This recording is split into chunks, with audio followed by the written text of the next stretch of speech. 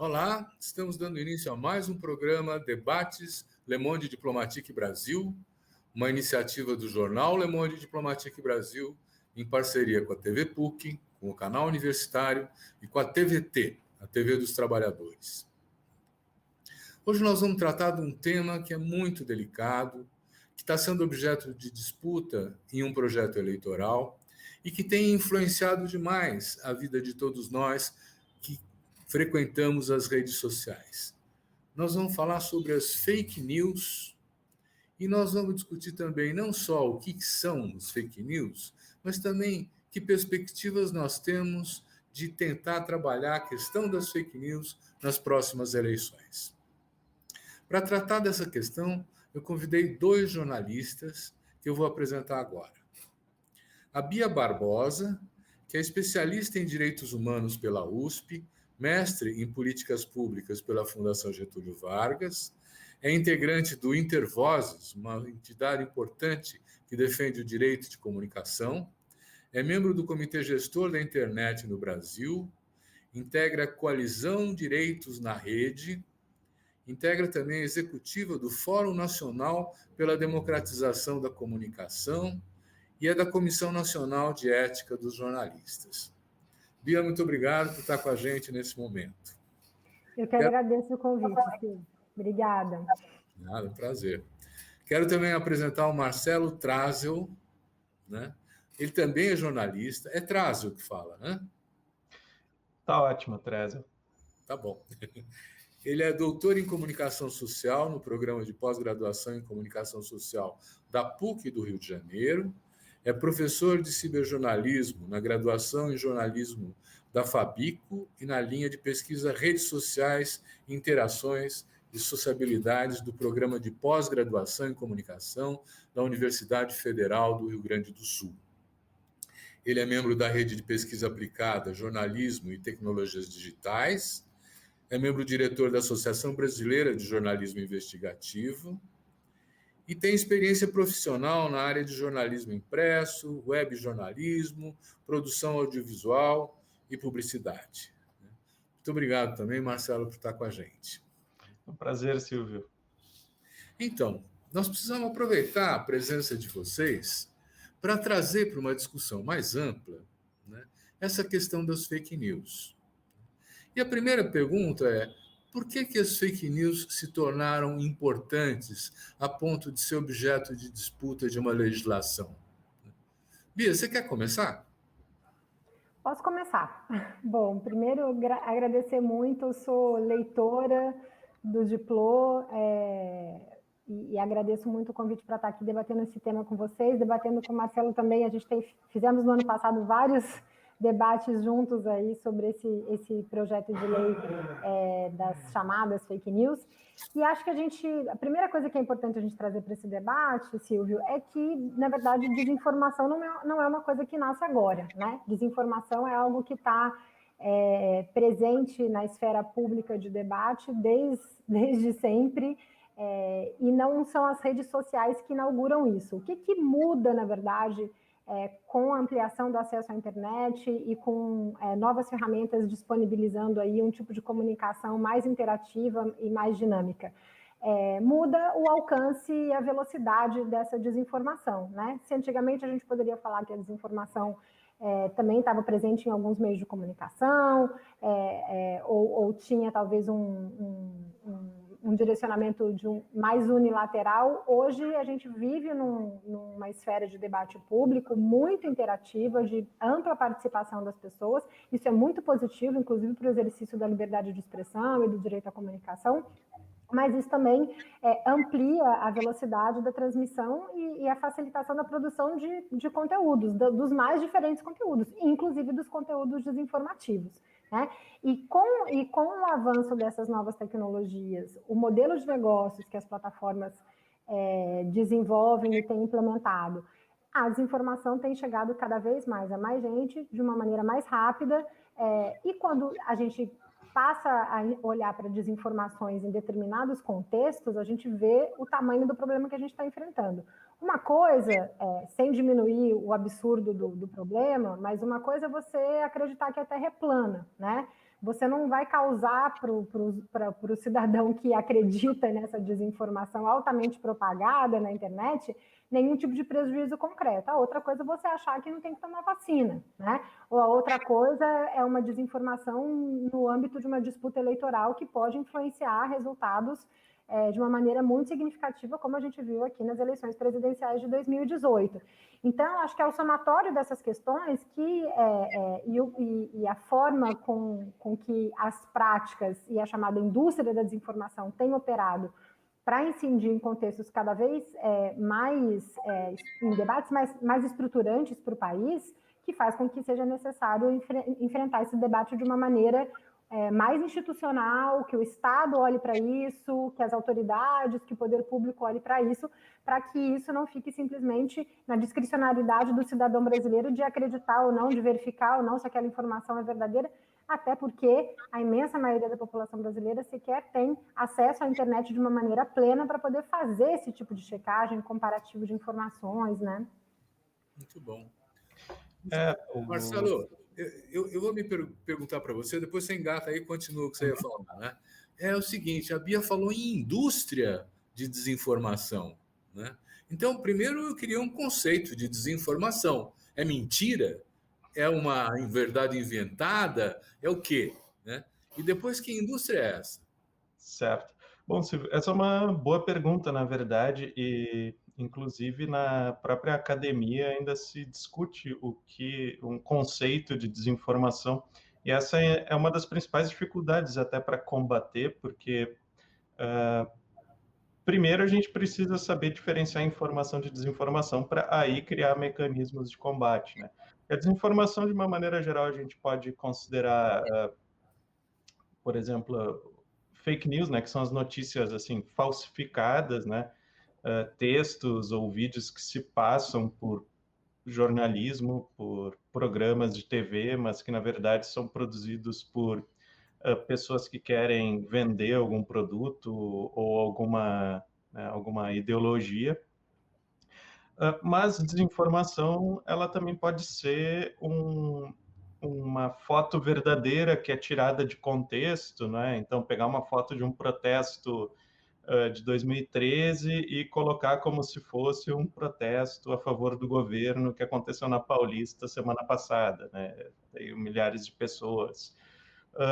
Ou pode ser uma manipulação muito sutil, né? A mistura de opinião com informação num texto, né, que se pretende de análise jornalístico. Em geral, a desinformação mais eficaz, assim, do ponto de vista de quem quer vender uma agenda política, é aquela que mistura fatos verdadeiros com uma distorção, né, uma manipulação editorial. Bom, e nem toda desinformação ela é mentira. A gente também tem a misinformation, que é um termo em inglês que não tem uma tradução boa em português ainda, que é aquela desinformação que é involuntária. Então, a pessoa, ela, por exemplo, realmente acredita, sei lá, que cloroquina combate o vírus da Covid-19, ela espalha isso não porque ela queira prejudicar alguém, mas pelo contrário, porque ela quer ajudar seus amigos, seus parentes, né? Quer levar uma boa novidade. Mas essa pessoa está equivocada e ela acaba com isso, então, espalhando algo que não é verdadeiro e que até é prejudicial. Então, e qual é essa indústria, né? Primeiro, existe a indústria as próprias redes sociais, as plataformas, né? Que elas não produzem a desinformação elas mesmas, mas a desinformação é uma externalidade negativa do negócio do Facebook, do Twitter, do Instagram, né? Elas facilitam que esses produtores de desinformação distribuam o seu conteúdo.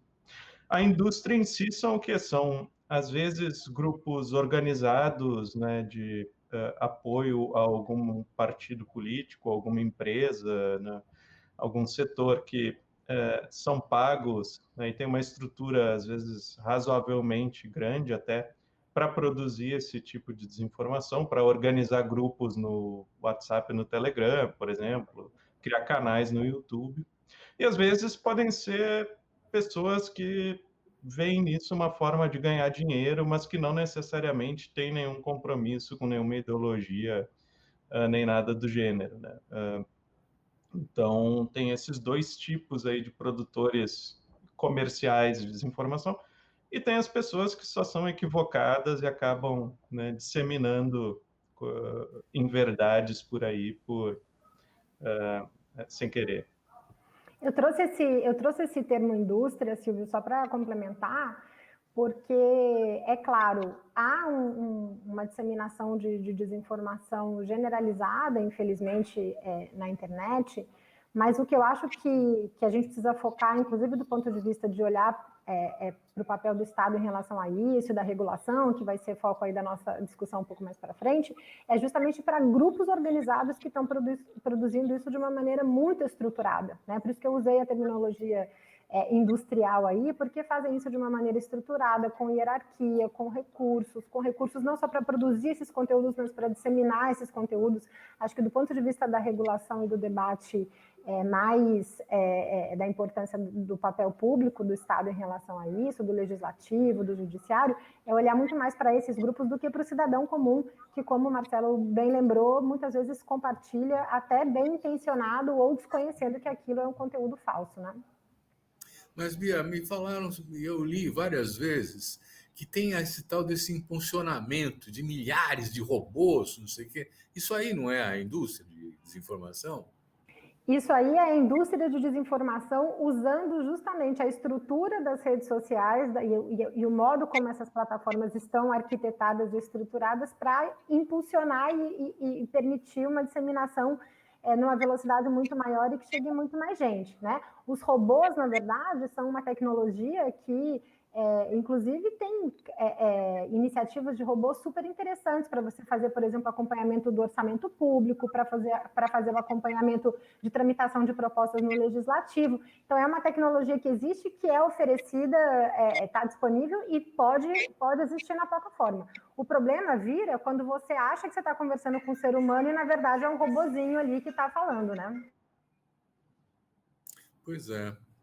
E é um pouco isso que acabou acontecendo durante as eleições de 2018, não é? Para apresentar a questão das fake news como uma questão importante, que seja objeto de uma legislação, né?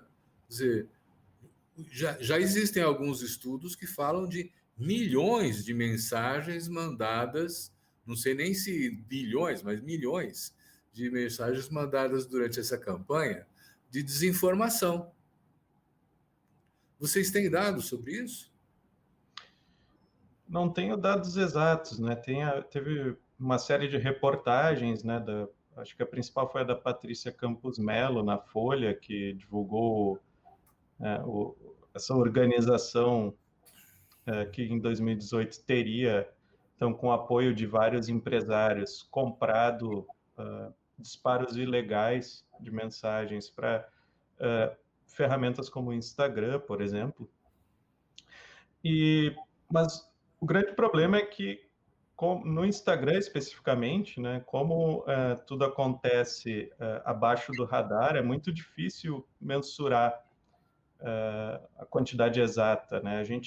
Um dos maiores problemas para combater desinformação, inclusive nessas redes, é que quando essa desinformação ela sai dos grupos, assim, de militância, por exemplo, e chega numa rede mais aberta, como o Twitter ou o Facebook, em geral ela já se espalhou muito, né? Então, as pessoas que fazem checagem de fatos têm que correr atrás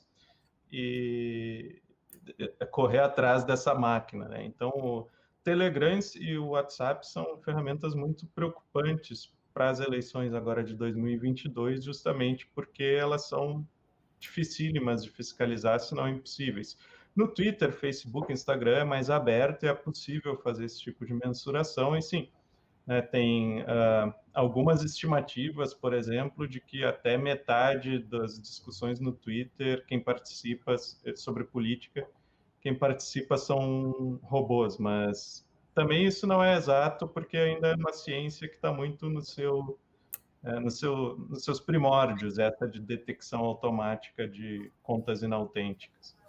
Mas essa informação que o Marcelo traz é muito importante, porque justamente o conteúdo que é publicizado numa conta de Facebook, por exemplo, ou numa conta de Twitter, ele permite o próprio escrutínio dos outros usuários ali que podem rebater aquela informação, ele permite a checagem, ele permite algum tipo de monitoramento sobre como essas redes estão se comportando. A grande dificuldade que existe são nos aplicativos de mensageria, e o Brasil é, por exemplo, o país de uso proporcional maior do WhatsApp no mundo todo, né?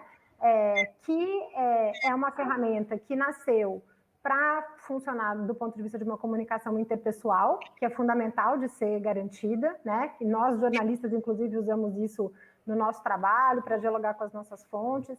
É um serviço que é criptografado e é fundamental que siga sendo assim, mas é isso que o Marcelo trouxe. Essa desinformação que está rolando nos grupos de WhatsApp, nos chamados grupos de WhatsApp, mas que rola também no Telegram e rola em outros aplicativos de mensageria, são as mensagens que circulam abaixo do radar e que são muito mais difíceis de serem rebatidas, escrutinadas, desmentidas, contra-argumentadas, e acho que esse é um desafio que está colocado também do ponto de vista da regulação para esses serviços que nasceram para funcionar como comunicações privadas, mas desenvolveram também, do ponto de vista da sua arquitetura, funções de broadcasting, se a gente pode usar um termo em inglês aqui, que é funções de disseminação de conteúdo de uma maneira mais massiva. E aí, esse é o debate que está colocado nesse momento. Como é que você regula o funcionamento dessa comunicação que tem funções, inclusive de proteção e privacidade, sigilo das comunicações, que é fundamental para a comunicação interpessoal, mas que tem funções de disseminação mais massiva que precisariam ser enfrentadas de outra maneira. A gente poderia dizer, Marcelo, que os grandes YouTube, Facebook, Twitter, enfim, esses grandes monopólios quase, né, de espaços nas redes sociais, eles são neutros em termos de política ou não? Olha, de uma maneira geral, eu diria que eles são a favor de qualquer grupo político que proponha regulações que permitam que eles continuem seus negócios como eles têm feito nos últimos tempos, que é basicamente sem regulação nenhuma, né? Existe, como eu falei ali no início, né, a desinformação é uma externalidade negativa dessas empresas, ou seja, elas criaram, como a Bia falou, então, funcionalidades que eram para comunicação interpessoal, mas que acabaram se tornando, né, parasitadas pelos desinformadores, né, especialmente pelos grupos organizados de produção de desinformação. Agora, toda vez que circula, né, uma fake news que é muito popular numa dessas redes, a verdade é que essas empresas ganham dinheiro com isso, né? Então, eles não têm muitos incentivos para, por exemplo, fechar um canal no YouTube que esteja disseminando negacionismo sobre as vacinas, porque esses canais atraem uma grande audiência, né? E, além disso, elas têm sede nos Estados Unidos, onde existe também uma questão daí, acho que de tradição jurídica, constitucional, que é a questão da primeira emenda, né? A questão dessa liberdade de expressão total. Então, por exemplo, enquanto aqui no Brasil é crime defender o nazismo, nos Estados Unidos as pessoas podem defender o nazismo sem ser processadas. Então, só que elas se pautam pelo quê? Pela legislação norte-americana, não pela legislação brasileira nesse tipo de situação. Então, é muito difícil, né? Toda vez que a gente lida com conglomerados internacionais, seja lá qual for o ramo de atividade, a gente vai ter esse tipo de problema, né?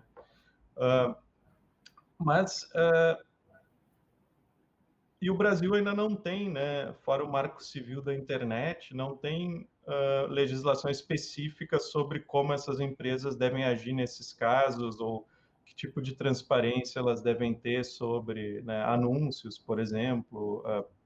Até algumas são transparentes, assim, durante as eleições, por vontade própria, colocam lá quem pagou pelos anúncios, mas isso não é uma obrigação, né? Então,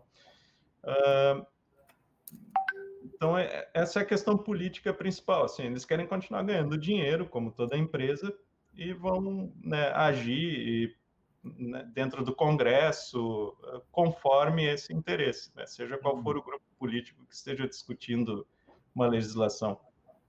Mas acontece que esses grandes das redes já caçaram a página do Trump, a página do Bolsonaro, né?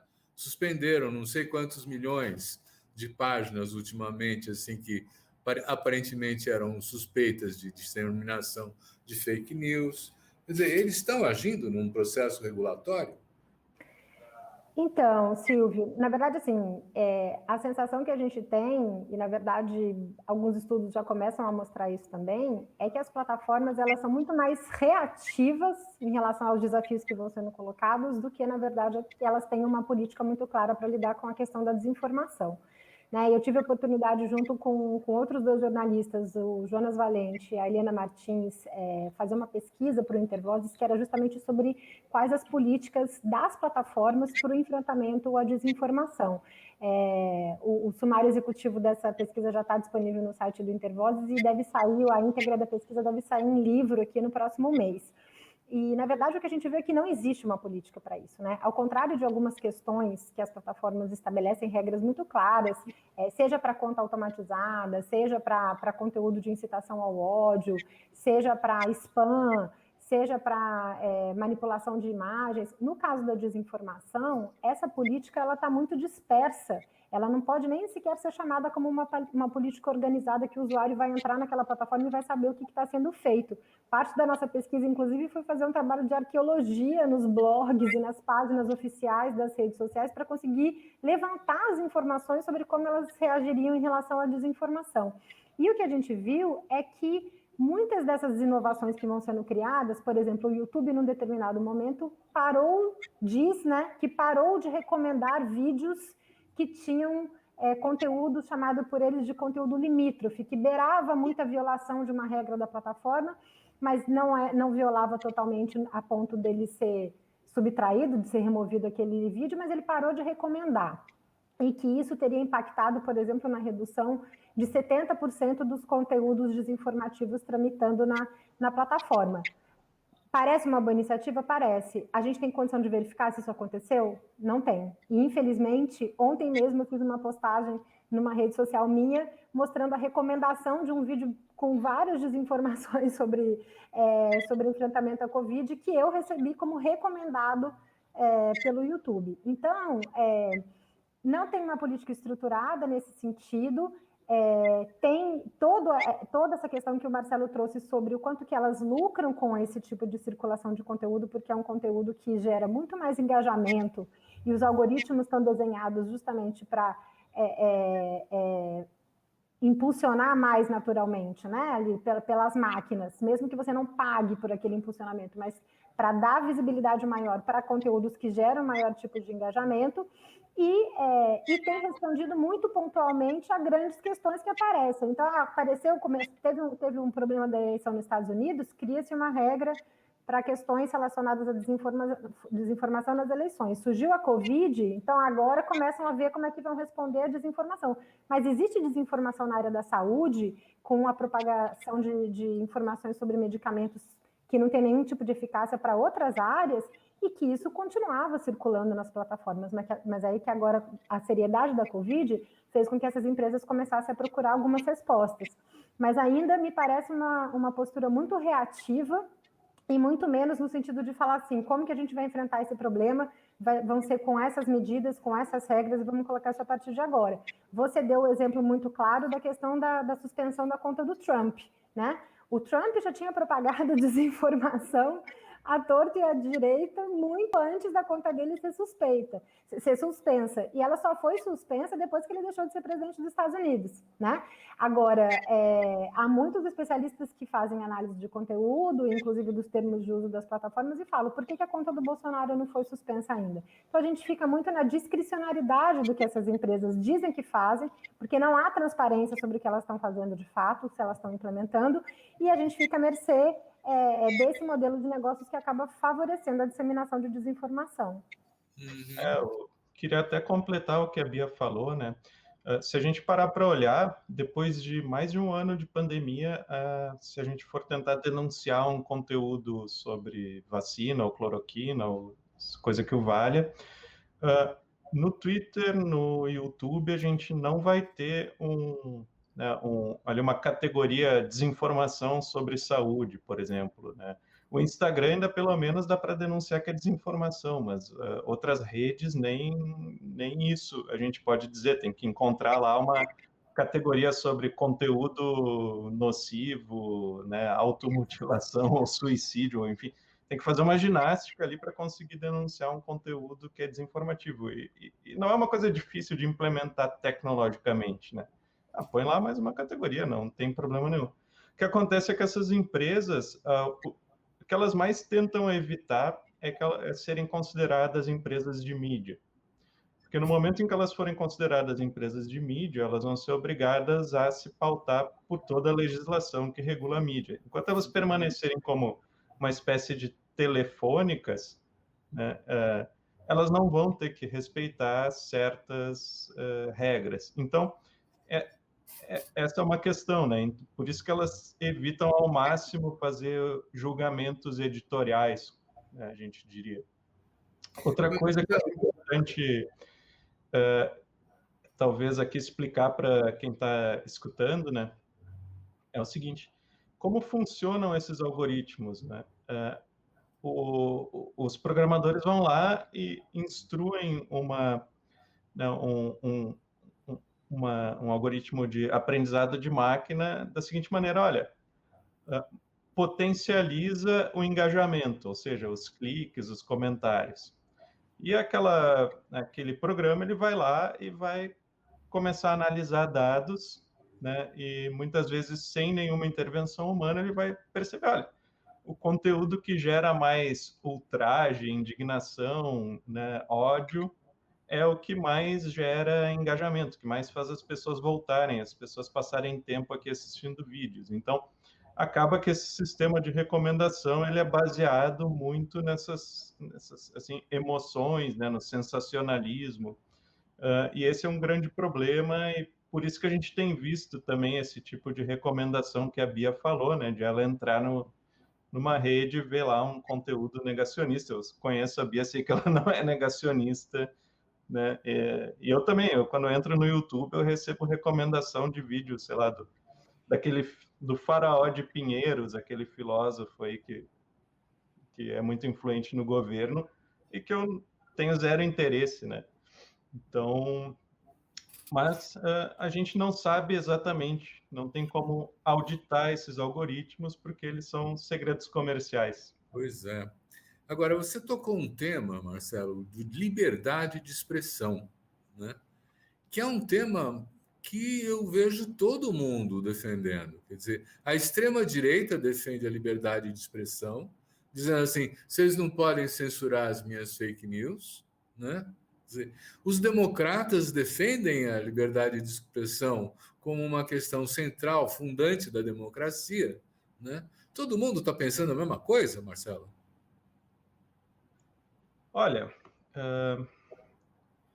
assim, a defesa da liberdade de expressão por certos grupos, ela é mais, assim, um slogan vazio do que propriamente, né, um compromisso, né? A gente pode ver que, por exemplo, o pessoal lá do Escola Sem Partido defende a liberdade de expressão de uma maneira geral, mas quer incidir sobre a liberdade de cátedra, assim como outros grupos defendem a liberdade de expressão jornalística, mas né, promovem assédio judicial contra jornalistas, né, que eventualmente publicam uma reportagem que vai contra os seus interesses, tentando intimidar e silenciar. Então, a gente tem esse discurso um pouco vazio de alguns grupos, né?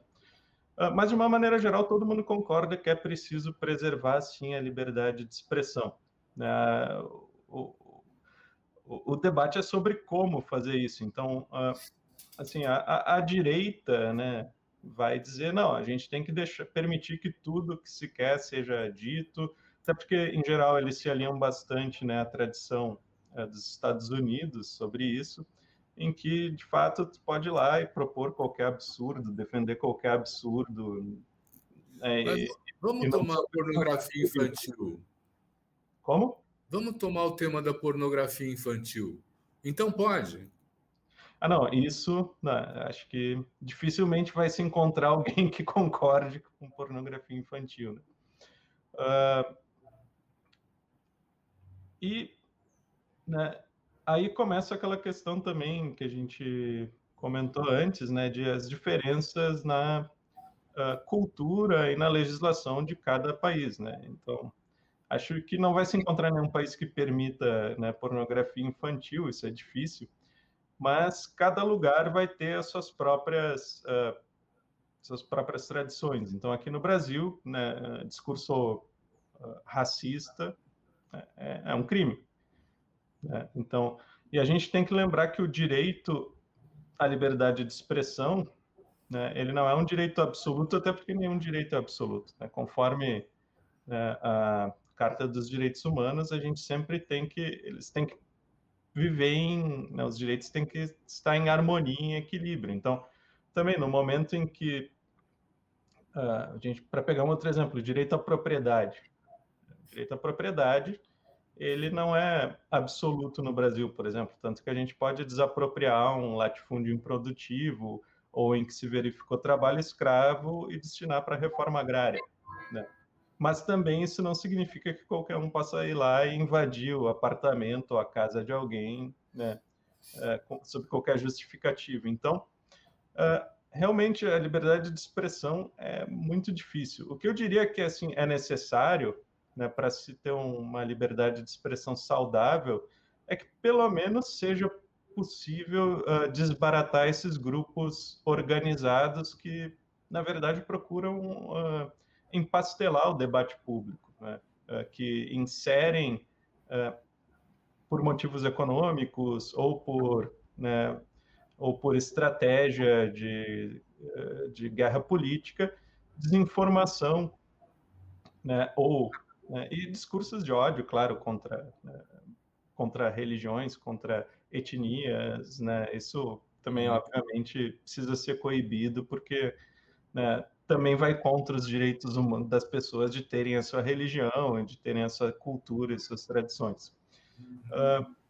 Idealmente, algo a ser discutido, né, no judiciário, numa corte constitucional, mas o problema é que nas redes sociais as coisas acontecem de maneira tão rápida, né, que nem sempre é possível esperar uma manifestação, né, um julgamento do mérito de cada uma das questões.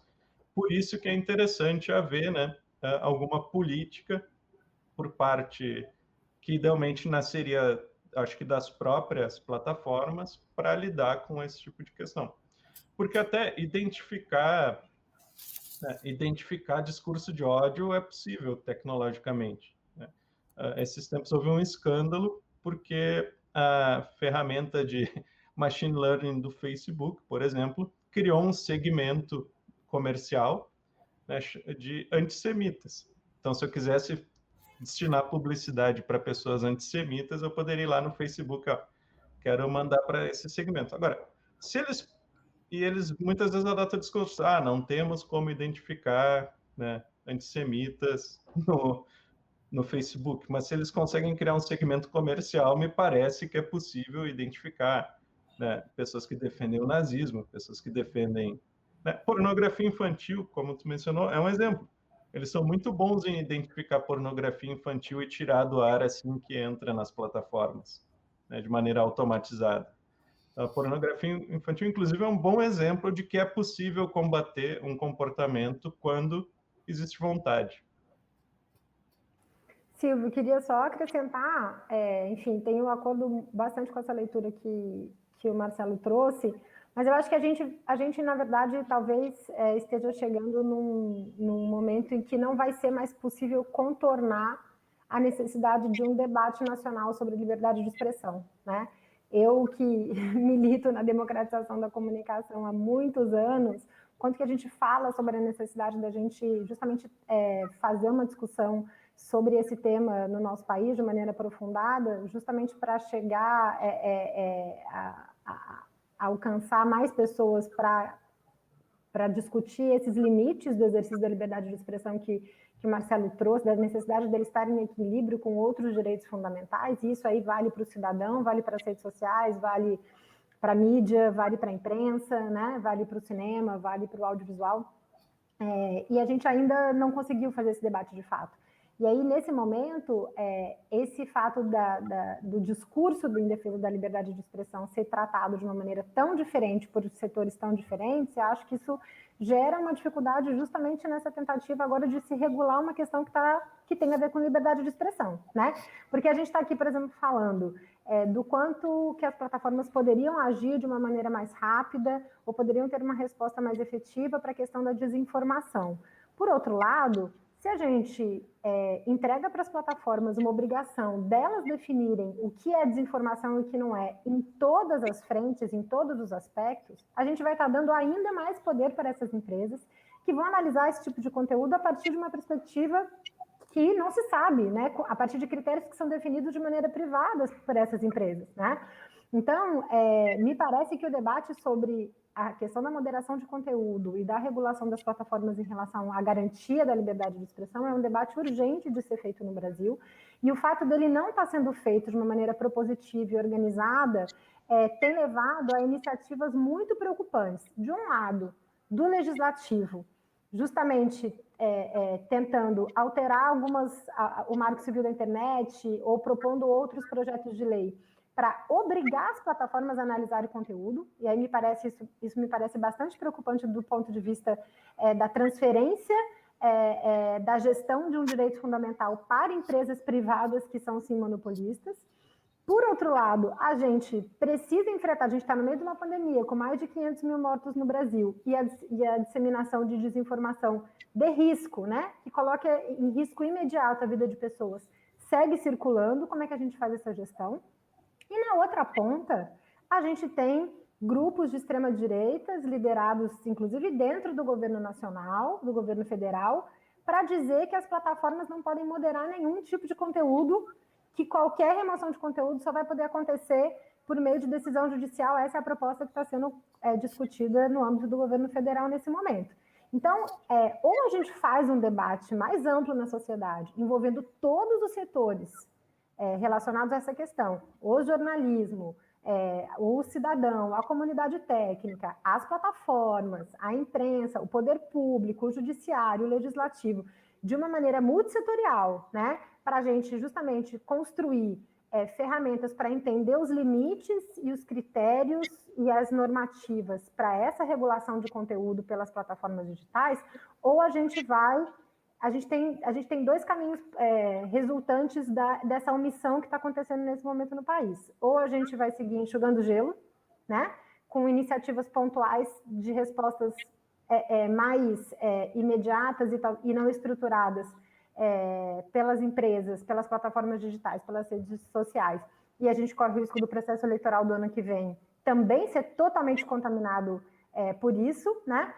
Ou a gente corre o risco de descambar para medidas extremamente autoritárias, como aconteceu em países que aprovaram leis obrigando as plataformas a derrubarem conteúdos de acordo com critérios XYZ e cerceando a liberdade de expressão, impactando absurdamente, por exemplo, no trabalho de jornalistas que estão nesses países que já são perseguidos, né, por autoridades quando fazem enfrentamento ao governo, e que vão ganhar mais um motivo para serem perseguidos aqui na nossa legislação. Então, ou a gente enfrenta isso de uma maneira multissetorial, ouvindo todos os setores, no debate público. Me parece que o parlamento é um lugar importante para isso, mas a gente também tem lá no Comitê Gestor da Internet, onde eu sou uma das representantes lá do terceiro setor, procurado puxar essa discussão, ou a gente promove esse debate no Brasil e entende o quanto que isso é central para a nossa conjuntura nesse momento, ou eu acho que a gente vai seguir enxugando gelo ou descambar para um autoritarismo aí que vai cercear a liberdade de expressão de muita gente.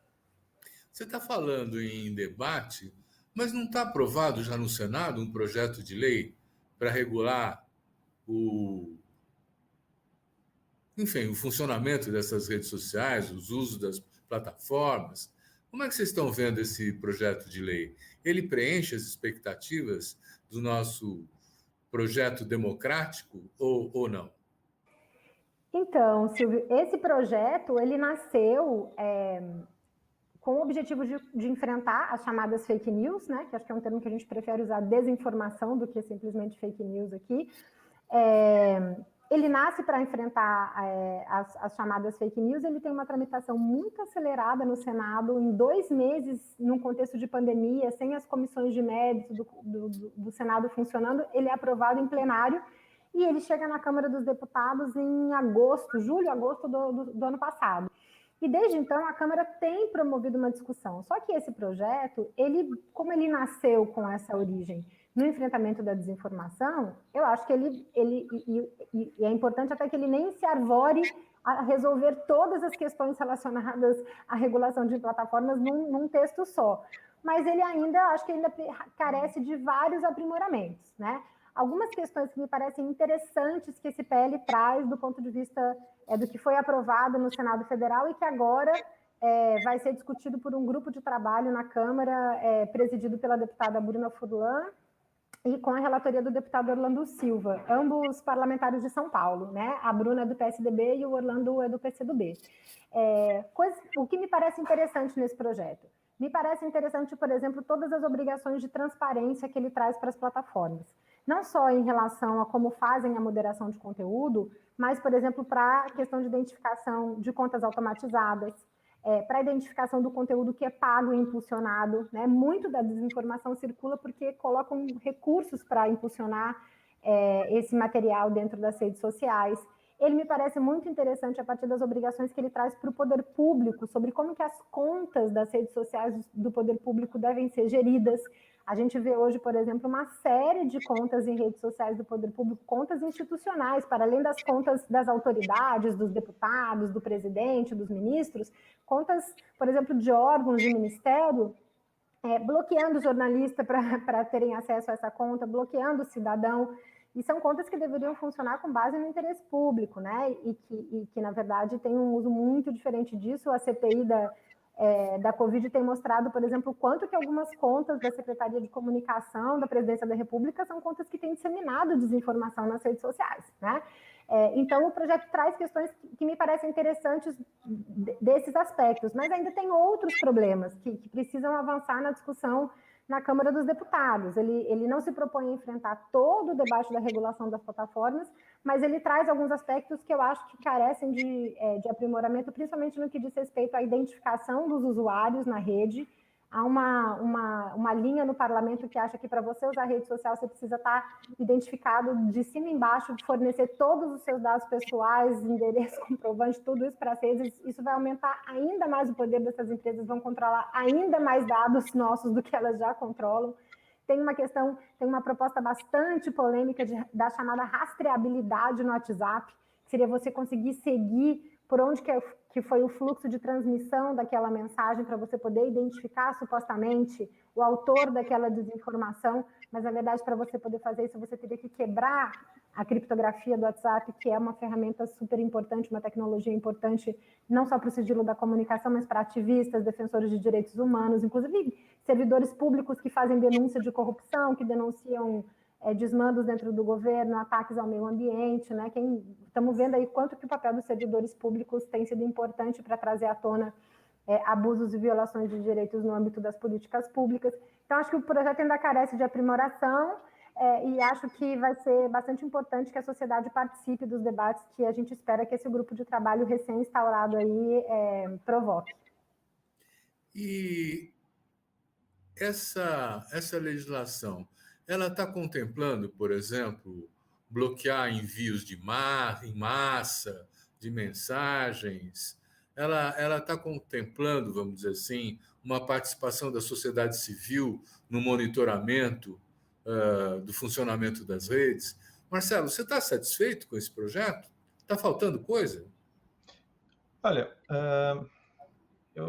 eu estou parcialmente satisfeito, né? Porque ao menos alguns absurdos que foram propostos no Senado foram retirados do texto. Então, por exemplo, o texto já não define mais o que é desinformação, né? Porque ele antes definia desinformação, o que é sempre meio temerário, porque, né, não necessariamente a pessoa que depois vai aplicar esse conceito vai saber avaliar, e, enfim, a gente vê aí até juízes, né, por exemplo, que são negacionistas científicos, né, ou acreditam na ideia de que o fantasma do comunismo assombra o país, ou coisa do gênero.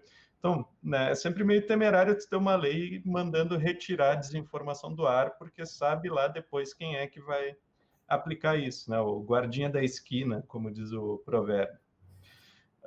Eu concordo com a Bia que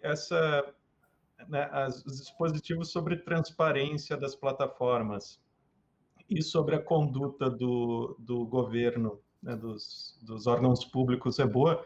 Até para trazer aqui uns números, né, os perfis de instituições públicas e de pessoas com mandato, políticos, né, já bloquearam 123 jornalistas só no Twitter nos últimos anos. O Bolsonaro bloqueou 66 jornalistas e quatro veículos, o que é absurdo, porque, né, são canais em que se dissemina informação que é do interesse de todo cidadão. Então, a meu ver, vai contra a lei, inclusive, bloquear qualquer pessoa nesses canais. Então, esses são pontos positivos, e tem a previsão de se criar um conselho, né, unindo pessoas da sociedade civil, representantes da sociedade civil, né, do governo, do Ministério Público, etc., da academia, e que eu acho que pode ser ou pode não ser uma boa ideia. Vai depender muito de quem vai compor esse conselho. A gente já viu que, por exemplo, né, antes estava vedado que pessoas com filiadas a partidos políticos componham o conselho, que é um absurdo, né? Porque qual é o problema? Acho que é desejável que pessoas filiadas a partidos participem. Eu acho que poderia ter mais membros da academia e mais representantes da imprensa, que pode ser diretamente atingida, tem poucos ainda. Enfim, e quanto à questão dos encaminhamentos em massa, ainda o texto previa algo absurdo, que é a partir de 5 encaminhamentos, né, 5 mensagens que a pessoa encaminha, ela começasse a ser monitorada. Mas, né, até uma mensagem de bom dia, nossas tias no Zap enviam mais de 5 vezes, né? Então, todas as tias do Zap iam ser monitoradas pelo governo. Isso é complicado, mas eu acho que ainda tem bastante espaço para discussão na Câmara e para aprimorar. Gente, estamos chegando ao final do nosso papo, ele passa rápido, está muito bom. Nós temos 2 minutos para cada um, né? E eu queria terminar essa nossa conversa olhando o futuro, né? Quer dizer, essa legislação, ela vai valer para as próximas eleições? Tem alguns mecanismos de controle que a gente pode dizer melhoraram o perfil do espaço público, que são as redes sociais, no tempo das campanhas eleitorais? Como é que vocês estão vendo isso? Bom, Silvio, muito bom. Primeiro, agradecer nesses 2 minutos finais aqui, essa conversa, essa troca. Sempre aprendo muito quando a gente para discutir o tema. E muito bom estar aqui também com o Marcelo. A gente tem discutido bastante em diferentes espaços esse projeto. E acho que agora vamos voltar a esse debate, agora que o grupo de trabalho foi criado na Câmara dos Deputados. Eu acho que essa legislação, eu espero que ela não valha para as eleições do ano que vem, porque para valer, ela vai precisar ser aprovada com uma velocidade muito grande. Acho que a gente ainda requer um tempo de discussão maior na Câmara dos Deputados. Mas vale a gente lembrar que não é só no âmbito desse projeto de lei que a questão da desinformação está sendo tratada, né? Acabou também de ser divulgado recentemente uma minuta da reforma do Código Eleitoral. Tem vários artigos ali também que estão relacionados à questão da desinformação. A gente já tem resolução do Tribunal Superior Eleitoral proibindo o disparo em massa. O grande problema tem sido muito mais a implementação da fiscalização em relação a esses disparos do que uma normativa que os proíba, porque já essa proibição já está colocada, inclusive, desde as eleições passadas. Então, é fundamental que haja, de fato, uma estruturação na Justiça Eleitoral para garantir o respeito a essa normativa nas próximas eleições. A reforma do Código Eleitoral, como eu disse, já trata desse tema, e no ano passado foi aprovado um projeto de lei também que fala sobre desinformação nas eleições e cria um tipo penal para responsabilização de quem eventualmente disseminar desinformação no contexto das eleições. Então, é bom, por um lado, que a gente não tenha que resolver todos os problemas numa única legislação. Por outro lado, é fundamental a gente garantir um debate amplo e plural e multissetorial em relação a isso. O Brasil, acho que ele é exemplo mundial do debate sobre regulação de internet, fez isso com o Marco Civil da Internet, que se tornou uma referência em muitos países. A gente teve depois a aprovação da Lei Geral de Proteção de Dados Pessoais, que também foi um processo capitaneado pelo Congresso, mas que envolveu todos os setores interessados na discussão, e quanto mais debate e mais setores envolvidos a gente garante, mais chance da gente ter uma legislação equilibrada e, de fato, democrática. Então, espero que seja isso aí que venha para o nosso futuro, para esse enfrentamento desse debate, que o mundo todo está fazendo, não é uma questão específica do Brasil, Europa, Estados Unidos, todos, Índia, né, os países estão discutindo a questão da regulação das plataformas. Espero que a gente dê passos positivos em relação a isso. Obrigado. Marcelo. Então, Silvio, também gostaria de agradecer a oportunidade de participar aqui dessa conversa e de poder, de novo, debater esse assunto aqui com a Bia. Né? Olha, a meu ver, o Congresso está muito disposto a aprovar alguma coisa relacionada à desinformação para as eleições, porque realmente muitos parlamentares estão preocupados e com certa razão, né, sobre qual vai ser o impacto desse tipo de tática sobre as suas candidaturas no ano que vem. Né? E o medo costuma ser um mau conselheiro para esse tipo de coisa. Eu também espero que não seja aprovado nada, até porque concordo que já existem dispositivos. No Brasil, a gente raramente precisa de novas leis, né? O que a gente precisa é implementar corretamente as que já existem. E hoje em dia já é plenamente possível enquadrar disparos em massa ou produção de desinformação eleitoral. Isso não já está previsto. Né? O problema é que, em geral, as autoridades elas não têm a celeridade necessária para conseguir os dados a tempo de identificar as pessoas responsáveis, ou não levam adiante, né, os processos. Agora, por exemplo, a gente tem essa situação um pouco absurda, né, de que a Polícia Federal repassou para a Procuradoria-Geral da República dados mostrando que da casa do próprio presidente foram enviados conteúdos falsos, né, para redes sociais e coisas do tipo. Mas a PGR decidiu não perseguir, ou pelo menos até agora não tomou nenhuma atitude sobre essa questão.